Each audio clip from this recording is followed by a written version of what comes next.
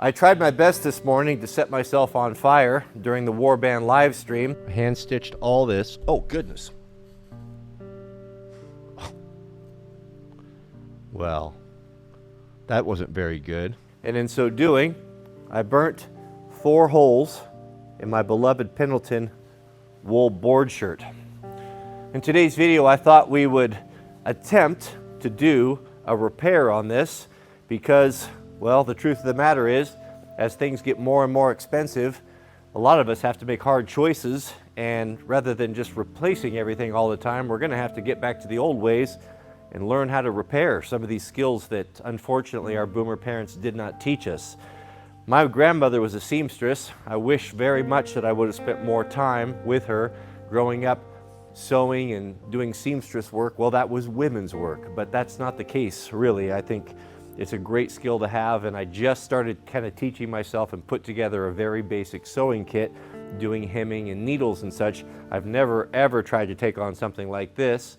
So what better time than to do it here together? You can watch me win or fail, but one way or another, we're going to give it a go. So let's lay it out. I'll show you what my leader's intent is and see if we can't do something that makes this, well, wearable again.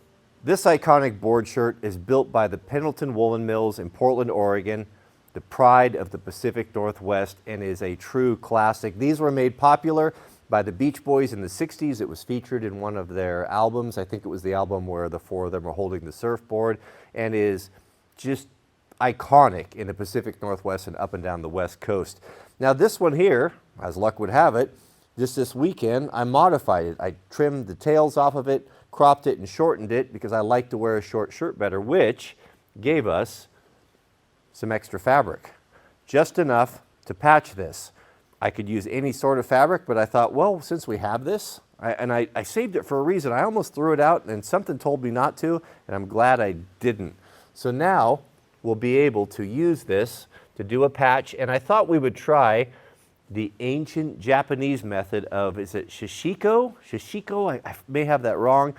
It's funny, I was practicing this just the other night, and it's the process of patching clothing using a series of different crosses and designs, which really, really looks nice when you're done. And I've been kind of looking for an opportunity to do that, and I think we'll do just that. This is just the sort of project I was hoping for today. It's raining cats and dogs, and it's going to be nice to be in here with a little repair project so I don't have to be out in the cold. I think what we'll do is we'll start by trimming off the burnt areas. It's not that we're going to see them, but the burnt wool doesn't smell very good, and I don't want to have that char smell right there, so we'll trim this up clean. Now don't hate, gentlemen, not an expert, just watch the YouTube video, but I did learn that this is a fabric ripper. This is designed, it's got a little ball on one side and a point on the other, and you get underneath the thread when you want to disassemble something and push it, and that cutter cuts it. And it's a really clever tool and actually pretty fun to use. So if you ever want to deconstruct something or take it apart, this is the way to do it. It is one of the pleasures of life, cutting with a pair of Japanese professional shears. They are extraordinary.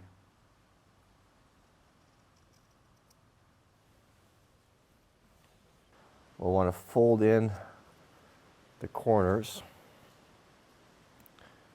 So this is already folded over, this and this.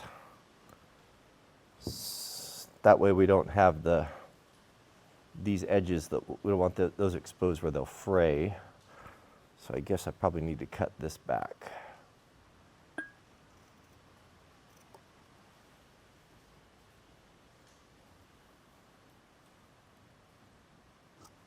Back in the day, I did a little bit of upholstery repair on a boat one time, and I remember, I think, cutting these corners like that so when they fold, you don't have 3 layers of material. It makes it sit down a little bit, not so thick.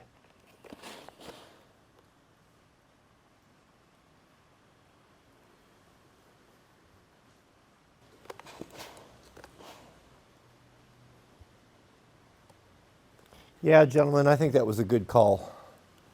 Now, the corners are not perfect, but that's okay. It's part of the charm of it. This is homespun, gentlemen, homespun. Hopefully our patch fits. I think that looks good. There seems to be plenty of overlap. Could even go that way a little bit. Now to hold this in place, we could pin it, or I think the Japanese style would be a nice taste to line those up. Look at that, look how custom, nothing but the best. How custom would that be? To do a sashiko repair, they recommended a cotton embroidery yarn, these heavy-duty sashiko needles, and some clippers. I already had one of these needles out. I was practicing this yesterday.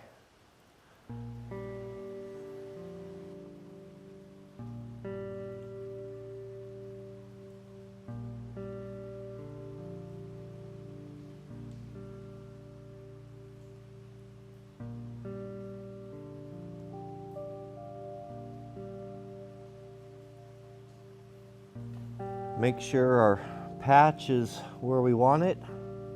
The fabrics line up there. It just happened to work out. Now this is just going to be a temporary stitch that we will remove when we're done. This will just hold everything in place. I feel like I'm all thumbs. This intricate work does not come natural. Now this stitch's only purpose is just to hold that patch in place. I noticed that you have to be careful and not pull too much, or the thread can get too tight and it kind of bunches up. That's something I was not aware of. But that looks pretty good. We got it lined up reasonably good. With that stuck on there, I think we're ready for our stitching. I don't know how long to make this. I don't want to run short, but I also don't want to have to pull through several feet. So I guess it makes sense to me to don't make it any longer than you can pull with your arm. If we come short, I guess we can tie it off and just, it might be easier just to do it in 2 or 3 runs, but I don't know for sure.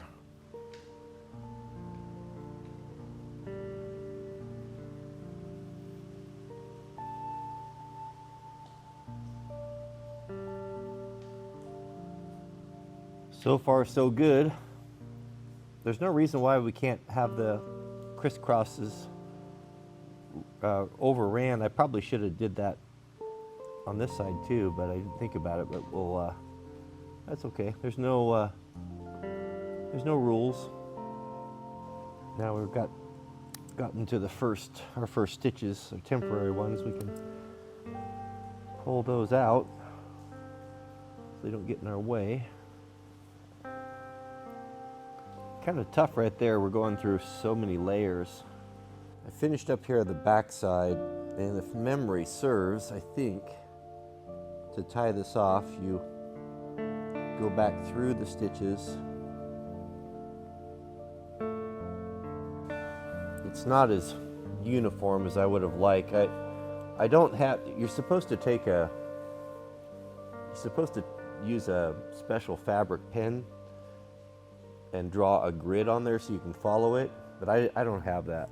So I just eyeballed it. I thought we'll just make it a little bit random. So that is half. So some of the, I guess what was challenging on this was not puckering, not pulling too tight, but also not being too loose.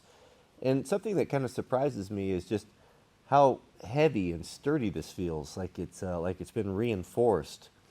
It really does feel strong, and this is only half of it. So next, we'll start and we'll make a cross on all of these, and everything's going this way, north and south, and then we'll go east and west, and we'll run the whole thing and finish. So there'll be, each one of these will be just a little cross, and as sturdy and thick and heavy as that feels now, it's going to be even more so. But I'm pretty happy with that. It'll be a really interesting look. It'll be kind of curious. Obviously, it'll be repaired. You'll see it's repaired, but with the same fabric. And I think the randomness of it is going to be kind of cool.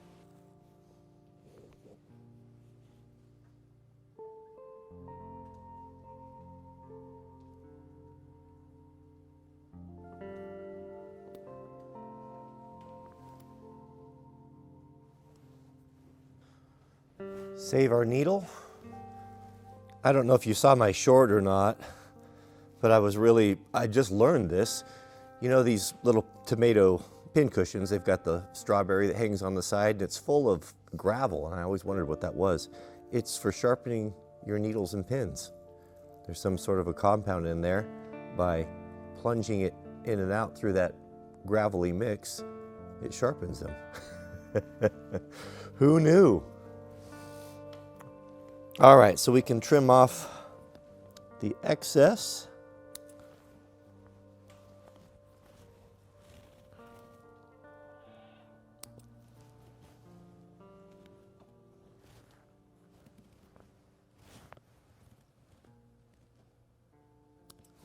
Let's go put an iron on this. Smooth it out. I think it's going to be pretty good.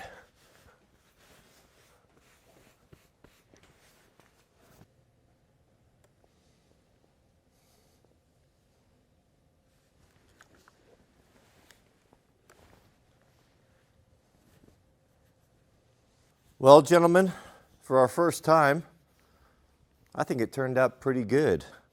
If I were to do it again, I would draw lines. I ordered a fabric pencil, several different colors that I could put a grid of lines on there and follow and have everything uniform. It would have been a little bit easier to stitch.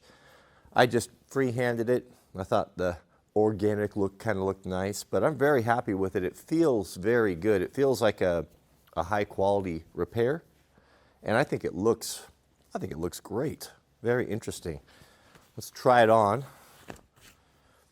We're going to have a little extra material on one shoulder, but that's okay. It's better than throwing it away.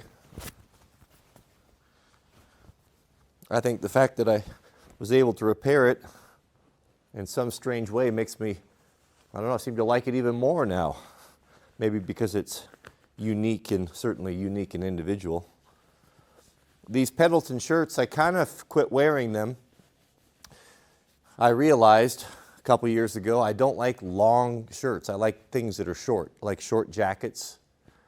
I feel like when I'm working, the tails hang down and get all dirty.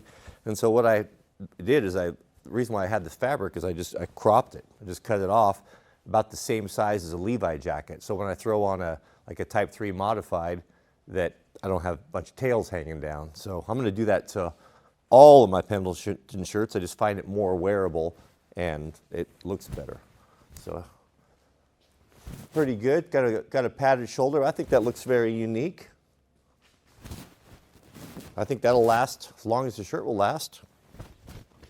Yeah, I'm very happy with it. It's a nice skill to have. I've got some old Carhartt coats. I've got some denim that I've pretty much wore threadbare that I'd be able to do this to and get some life back in it. And it was just a fun project, and I look forward to getting better at it. Thank you for watching. May God bless you and your families. Please keep us in your prayers, and we'll see you guys on the next video.